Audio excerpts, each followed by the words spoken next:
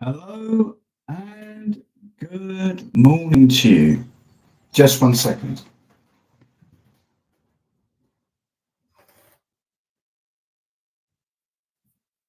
Sorry about that. Just drawing the curtains because of the sun shining through. Hopefully you can see me better. So I just want to do a quick, very rapid video because I'm due to go out about 9 o'clock. So yeah. What is all this nonsense that has gone on for too long?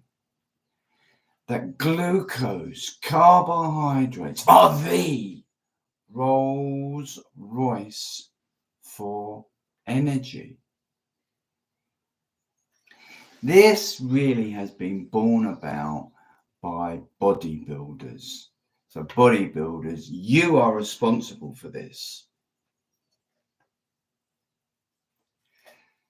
Fat oxidation, utilizing fatty acids as a primary fuel source, is the Rolls Royce.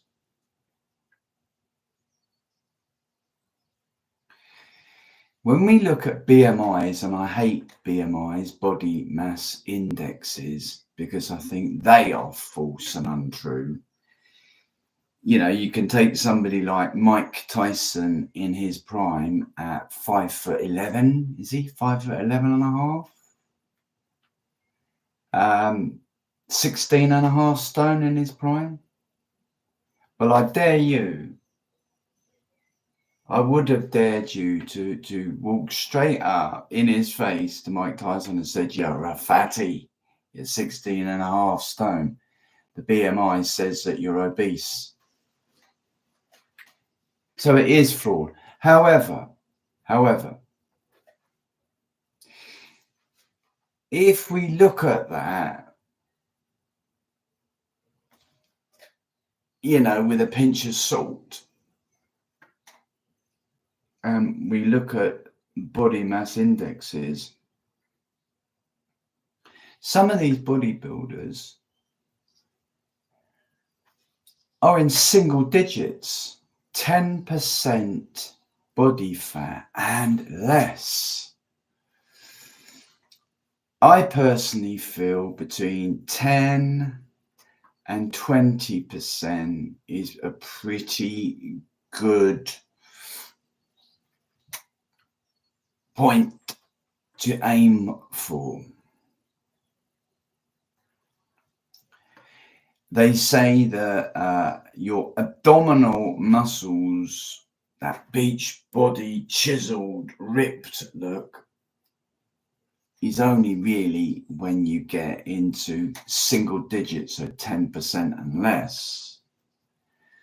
Some of these bodybuilders will go down to 3%. They'll go on water fasts. They'll purposefully dehydrate themselves. I personally think, like I said, between 10 and 20%, around about 14-15% is a good rule of thumb.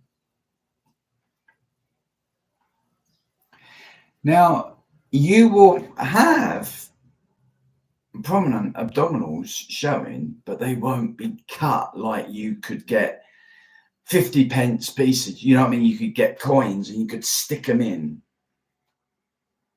Have you ever seen that done? I've seen that done. You can stick in coins up your 6-pack, 8-pack, or in some cases 10-pack. There's no necessity. There's no fat that when you sit down, there's no puppy fat just below the belly button. That's all super flat. The abdominal regions are there. Abdominals are there, but they're not like that super defined look. I think for most people that's going to be about 15% body fat. I think it's healthy. Now that is the operative word, body fat. 15% body fat. If these elite marathon runners and bodybuilders can operate firing on all cylinders at 10% body fat, what are you going to be doing at 15% body fat? So the measure is body fat, and I think you've just got to look at yourself objectively, not subjectively, objectively in a full-length mirror. Look at yourself frontal, turn to the side, and look and see. Have you got abdominal fat? It's harder to see it on your back because you can't see your back. But when they talk body fat, they're talking about all over. But this one, the great indicator, the belly fat. When you sit down, does it bulge out a little bit? What can you grab? Does it have to be like this, or is it like that around your belly region? And you just look, don't you? And you feel and you think, that ain't right. That ain't right. So what happens is when we eat something, anything, whether it's pure sugar, whether it's a ribeye steak of the best cut from the grass-fed, non-finished grain cows that they do exist. Certainly here in the UK, they do exist. A lot of them are grass-fed, 90%, and then finished off grain. But you can afford it. You can afford 20 quid or more to get the best of the best steak. Even that will store as body fat. It has to. So the skillful way of doing this is to look and think, right, I'm 27% body fat, I reckon. You've got your calipers out. You might even have a set of scales which can do it. But you reckon, right, I'm between 20 and 27% body fat. So I know I've got stored body fat. I can visually see it. So you know that. Because you know. Nobody, not even doctors, know your body better than yourself. Well, actually, one person does, and that's Father God, the Creator, that knows your body better. But nobody knows your body better than yourself. So you can say, right, well, let's do all the scientific tests. Yeah. Okay, it turns out I'm 26.4% body fat. I want to get down to about between 15 and 20, and then maybe see where I'm at 15, and you got to your fighting weight, right? So what I'm trying to say is you will have stored body fat that can be utilized. When you eat, all you're doing, you do a workout, hard workout. There is no such thing as calories. That is a construct. I don't know much about it, but I've heard and listened to very learned people that will tell you calories is just heat, energy. Doesn't exist. Mass. Anyway, you have something. What I'm trying to say is you've got the fuel on your body to burn, haven't you? If you got trapped away in somewhere for say 40 days where you could not eat because you're trapped underground or something, you would not die. The biggest thing is going without liquid water. But food, you would not die. And you would not die in the second month or probably the third month, 120 days. Dependent on how much stored body fat you got. The heavier and fatter you are, the longer you live. you're the bodybuilder with 3% body fat and you get trapped for 40 days and you're in trouble, yeah. But what I'm trying to say to you is you can utilize that stored body fat that you will see visually on your torso as your energy. This is why fasting can be so incredibly brilliant. Why? Because it starts to utilize the stored body fat on your frame that's holding 26.4 body fat. It starts to utilize it as its primary energy source. So when you do get down to, say, your chosen weight and body fat max index, you're 14 stone 4 now. You've gone from 14 stone 10 down to 14 stone 4. You are right at the top of the cruiserweight fighting division. Your body fat max index is at 15 and there's no little ripples of puppy fat underneath your belly button. Your abdominals are prominent but not sharply prominent. You're right on the money, aren't you? Now when you eat post a workout, you're restoring. You're restoring. Does that make sense? You are restoring. And that's it in a nutshell. We do not need carbohydrates. And I can refer you to so many learned scientists, doctors, one particular doctor, Dr. Fretzi from Tasmania. Keep looking down at the time so I can't go over. Dr. Fretzi, right, from Tasmania. He is, or was, I think he might well have retired now, a diabetic surgeon that had that task of, unfortunately, cutting away infected diabetic limbs. Now, before they get to him, he's the last stage of it all. They've gone through all sorts to try and stop these individuals from getting to that stage, but now it's gangrenous and it's got to come off, otherwise it's going to spread up your leg. We've got to take your foot off, your right foot off, because if we don't, it will spread up to your knee, and before you know it, you'll lose the whole right leg. No choice. No choice.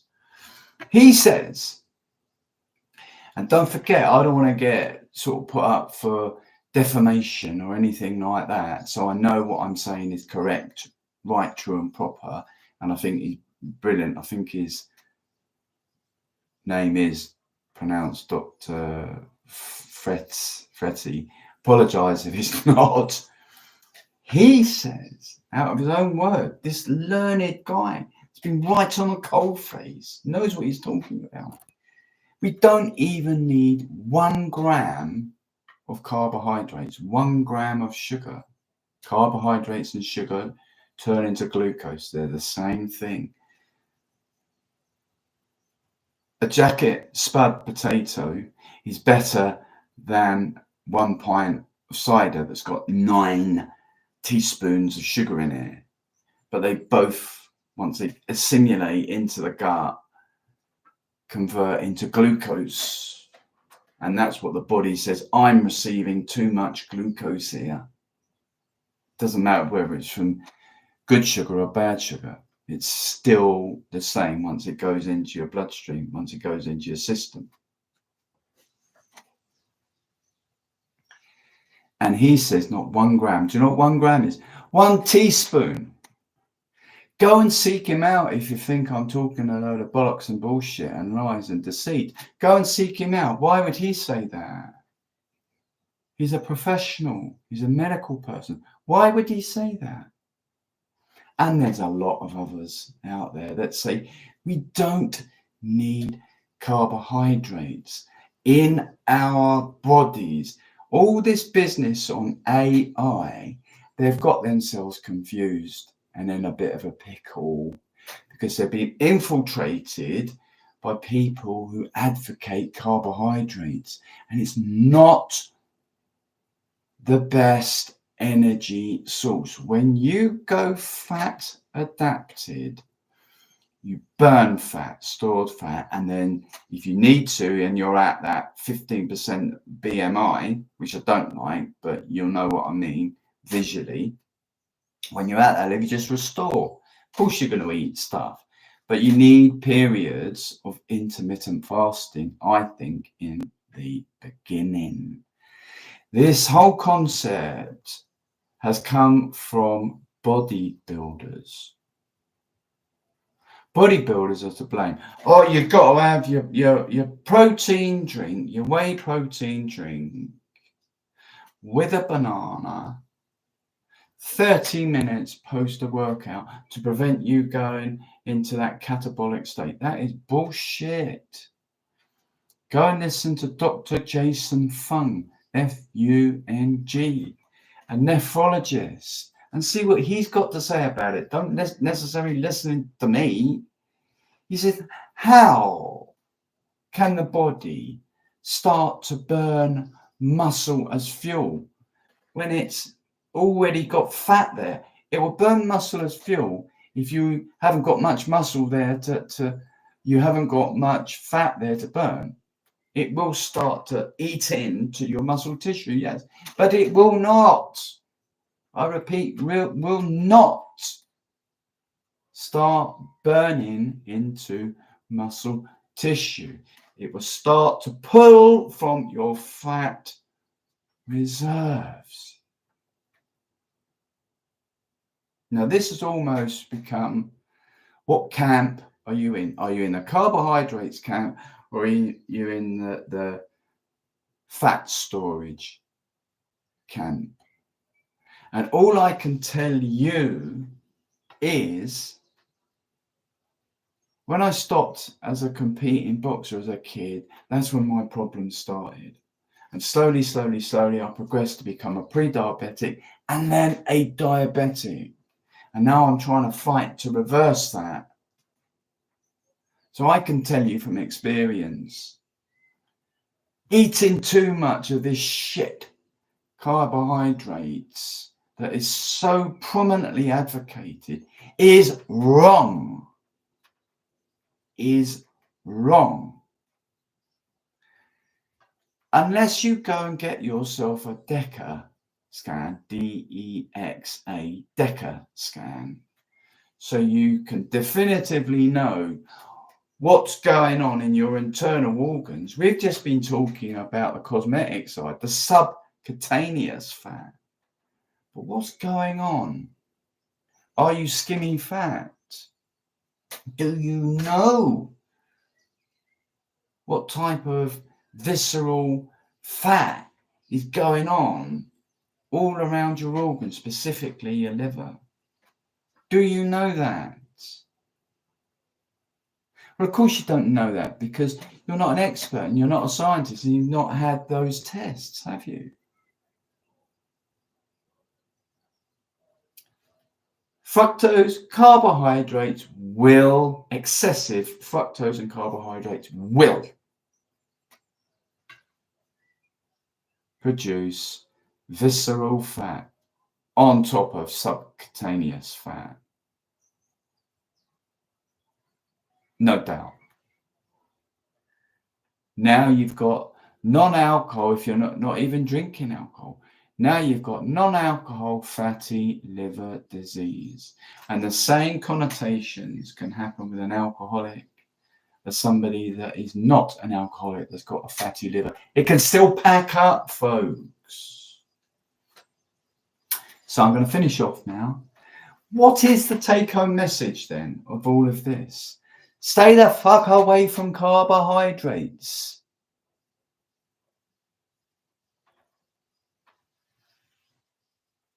Get fat adapted and see your energy levels soar through the roof. See your health levels soar through the roof. But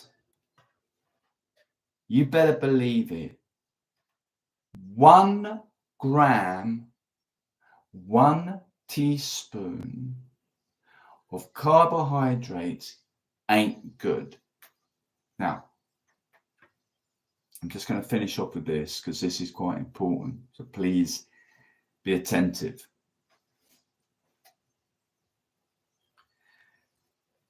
Via gluconeogenesis,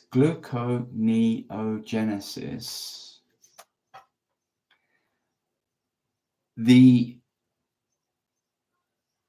parts of the body which are reliant on glucose, the eyes, the brain for existence, they will rely on endogenous glucose via gluconeogenesis, folks. So you could eat steak for 1 month and you will still have adequate glucose in your body because of gluconeogenesis. You do not need exogenous forms of carbohydrates, glucose, sugar, or anything of the like. Be humble. Take a tip from all these MDs. They're there. If you put into your search engine ketogenic medical doctors, you see how much information, learned information, it brings you up. Do you think they'd be still practicing? They'd be struck off. They're telling a load of lies and bullshit and deceit. Don't you think? Don't you think? Look at your Dr. Fetties. Right there on the coalface, having a reluctantly cut off, now gangrenous, infected limbs, caused by excessive glucose in the bloodstream, caused by predominantly carbohydrates.